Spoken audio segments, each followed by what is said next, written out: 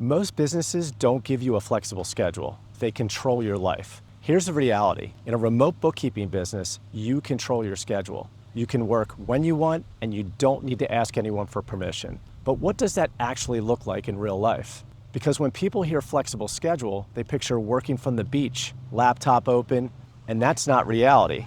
Flexibility isn't about doing nothing, it's about having control. When I owned a franchise back in the 90s, there was no flexibility. The business controlled your schedule. You had to be there when it opened, you had to be there when it closed. Weekends, holidays, it didn't matter. And if an employee didn't show up, that's not their problem, that's your problem. Sometimes they showed up late, sometimes not at all. Sometimes not in great shape. Bottom line, you weren't in control. Now, compare that to a remote bookkeeping business. The work still has to get done. That never changes. But when you do that work is completely different.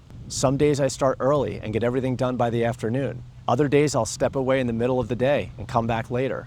And if I want to take a day off, I don't need to find coverage and I don't need to ask anyone for permission. I spend the majority of the year down south and the rest of the time at 2 separate locations in the Northeast. And at each place, I have a simple setup where I can work. Not on the beach, not by the pool, but in a real workspace where I can focus and get things done. That's what makes this sustainable. Flexibility isn't about working less, it's about having control over your time without sacrificing your income. In a traditional business, your income is tied to your presence and fixed hours.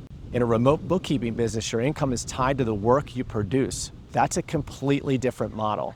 In the next episode, I'm going to show you another major advantage of this business and why not having a physical location can completely change your bottom line.